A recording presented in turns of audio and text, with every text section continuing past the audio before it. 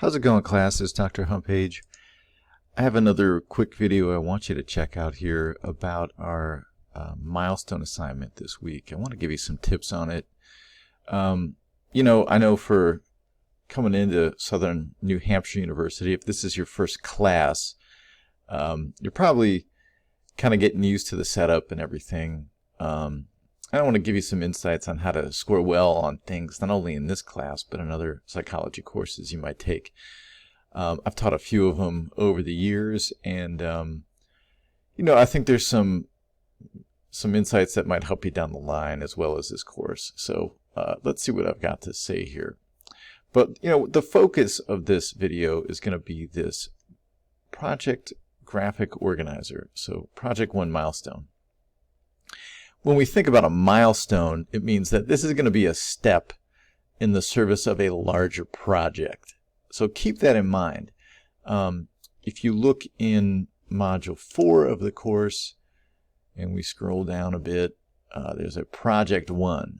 Okay, so that Project 1 is going to be like a persuasion paper on nature and nurture.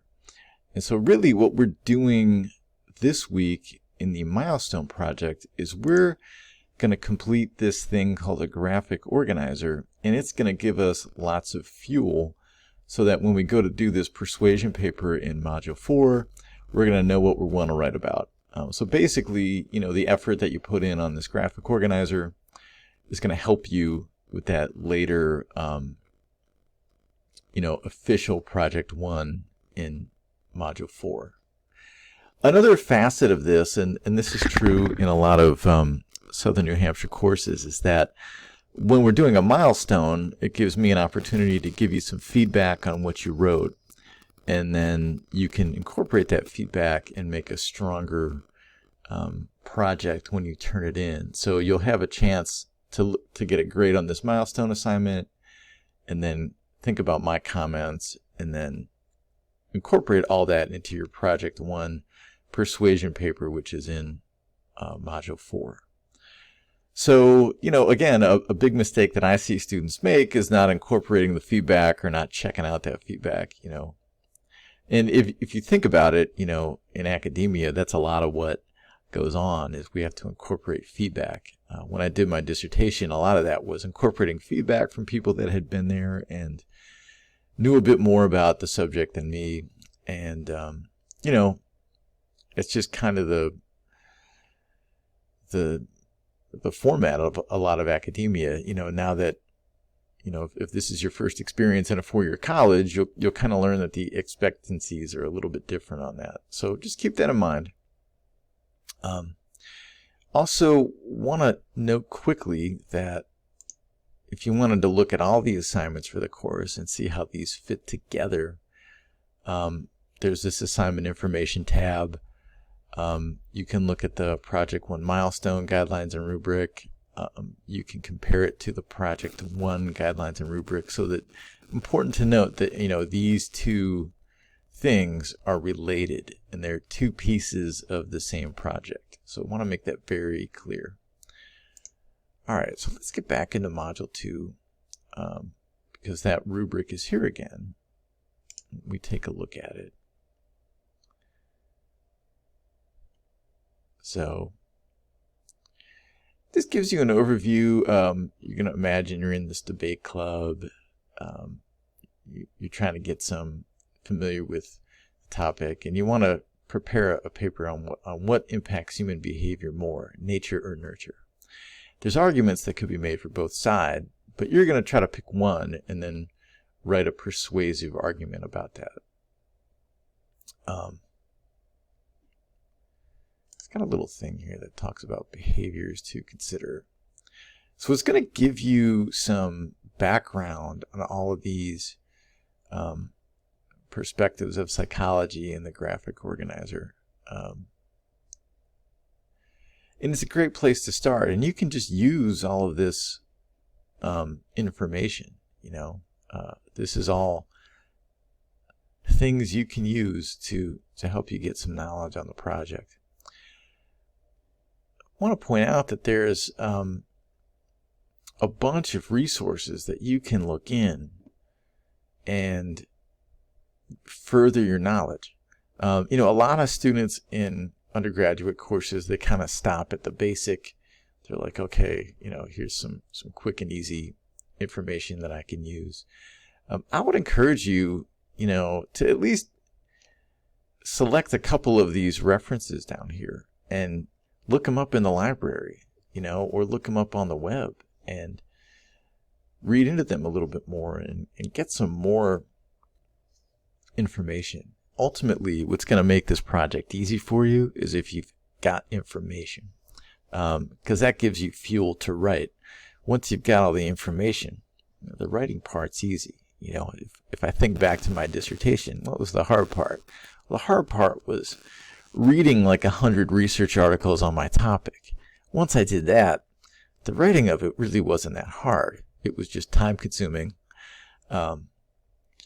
So that's an orientation I would encourage you to have, in the psychology major and in undergraduate education overall. Is, they're giving you things you could look up. Now, you don't have to look up all of them, but if there's a particular perspective that you want to focus on, or get some more depth of knowledge in, then I would look up some of those resources. And I would encourage you as you go through this, if there's any of these perspectives that have some interest for you, then read into them a little bit deeper and see if you can become a little bit expert. That's going to help you immensely on this project if you can pick out a couple of these that you can really shine on and show some expertise on. So those resources are there, and so that's a pretty cool part of how this course is designed. As you go through this graphic organizer, you're going to be writing a good paragraph supported with information about whether you think nature or nurture is more significant for a given perspective of psychology. So like, for example, this week we have a neuroscience chapter. That's another great resource to look into. And then, having read that chapter, you could decide, I think really, if you think nature is more important, if you think biological influences are more important, then you can really make a strong case for that if you've read the chapter. If you think nurture is more important, or environmental influences, can make a strong paragraph to support that perspective.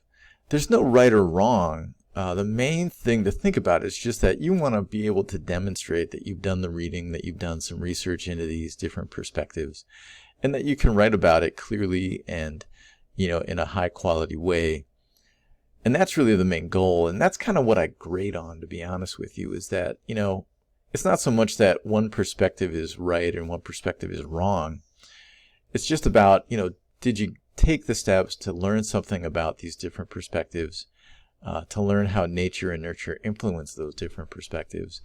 And then can you show me that in writing?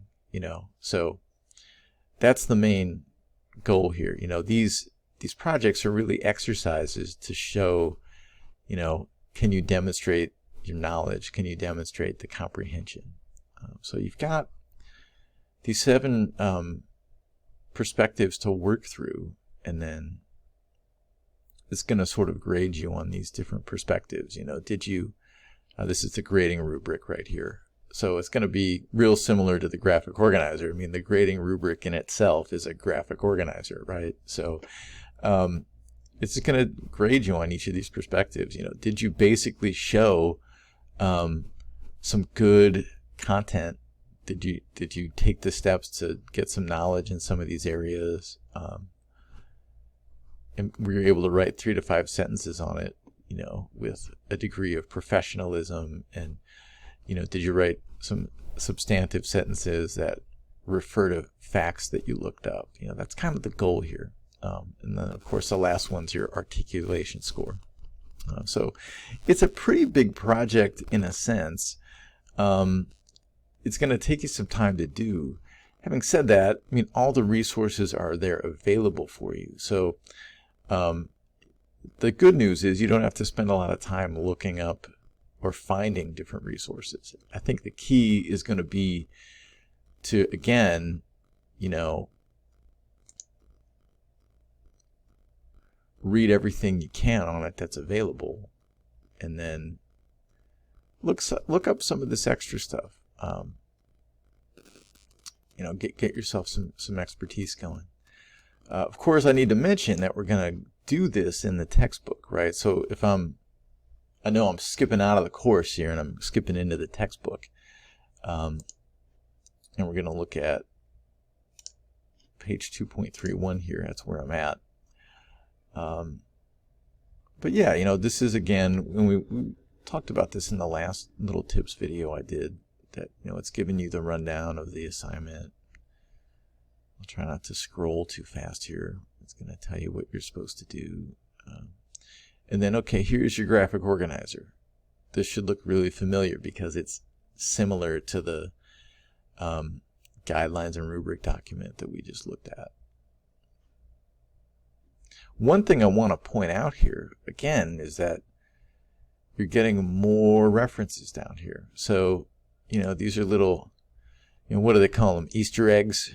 When you're watching a movie or something and you find something that references something else. I guess there's a little Easter egg here, right? I mean, so there's actually another list of resources that you can look at to get some information, so that's pretty cool. They cite the textbook, of course, but I mean, there's other ones that you could look at in the library. We have databases, we have journals that you can access. So I would encourage you, again, like if there's a specific topic area that has some interest, you can kind of reference these. So again, I don't think you have to go through this assignment and like look up every single one of these extra resources they give you. That would just be way too much. But I think it's, maybe I would think about as a student, like maybe I want to hit 3 or 4 of these and give myself some good fuel, spend a little bit of time reading some extra stuff, read the information that's provided in the textbook and, in the guidelines and rubrics that they give you. And then you should be good to go. Every single one of these doesn't have to be like all-star level. You can parrot back some of the information that is kind of with the assignment. That's fine too. But, again, think about 3 or 4 of these maybe that you could go to that next level on, look up that additional resource, and then really shine. Again, I want to encourage everyone as they do this, add some content, really try to get 3 to 5 good sentences, make a good paragraph here. The way that people really start to score poorly on these things is they just give like these 1-sentence answers and they're just burning through it real quick. That's not going to cut it. You need to again demonstrate what you know about the subject, what you've been working on during the week. Last thing I want to show you, if I skip ahead to the next page, this is the page 2.32. So next page in the textbook from the one I was just on, here again, like there's where you can actually write it, and you could actually add the text here, and write inside that. And it's a nice way to write this because it keeps you organized. I suggest that you do it that way. Writing in the little box, I suppose, isn't ideal, but no, the more that you might want to use like a Word document and then paste it into the box. However you want to do it's fine, but this is just kind of to keep you organized and keep you on the right track, making sure you don't skip anything. Once you get that all done, you can, of course it's showing me I missed one, so that's kind of a little fail-safe there. But once you're done, you can, you got an opportunity to submit it, and you've got a navigation link there to get the final document done. So anyway, I know this was a little bit long, but I wanted to try to clarify some things on this assignment and give you some tips that'll help you out. If you've got questions, by all means, email me, and hopefully that'll help you out as you attack this assignment this week. Take care. Bye.